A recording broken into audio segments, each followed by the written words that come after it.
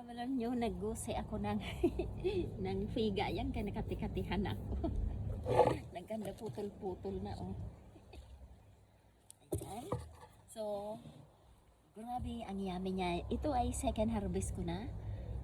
Dahil, non-stop everyday kailangan ay gusihin mo. Hindi na ako maakyat. Meron akong pangsungkit, di ba? Yung pinahulaan ko nung araw. So, grabe ang tamis niya dahil grabe ang araw ngayon. So, ayan, papakita ko sa inyo. Ayan siya.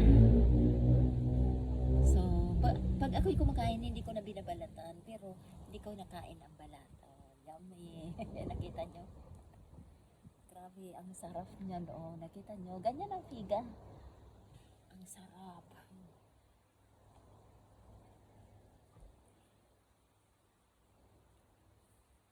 Alam nyo, kinakain din to ni Bella.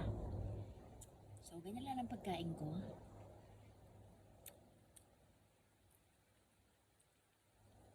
Meron tayong kaibigan, Rasyan. Pag pumupunta dito, tuntua siya. Kukuha siya dyan, kakainin niya pati balat. Ako hindi. Ayan o, grabe. Very, very ripe na siya. Tamis. Kung andito si Margo, kakain siya. Gusto niya din to. Ganyan ang figa.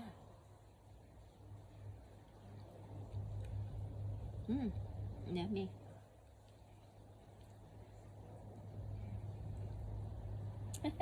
Sarap. Akala ko wala siyang bunga ngayon. Kasi after ng winter, naglaglagan sila. Kahit ngayon naglalaglagan kasi super dami. Ano, ang dami ang laglag.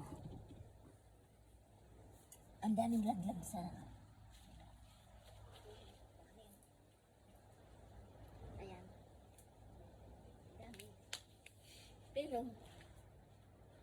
okay lang yan maglaglagan kasi super dami ang ganitong sanga. Bundok-bundok yan dyan, grabe. So, okay lang maglaglagan kasi pag hindi naglaglagan, hindi na lalaki. So, namigay na ako sa mga kapitbahay pero ang dami pa, oh my God. Sawang-sawa na nga rin akong kumain Ganyan yan. Kung gusto mo naman ay yung binabalatan, babalatan ko. Maliit lang kasi ako'y busog-busog na. Kasi habang ako'y ganyan pag binabalatan, no. Ganyan siya. So, pag hinog na ganyan na siya.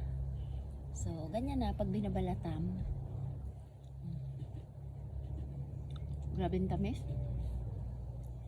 Hindi naman to diabetes kasi original na sugar.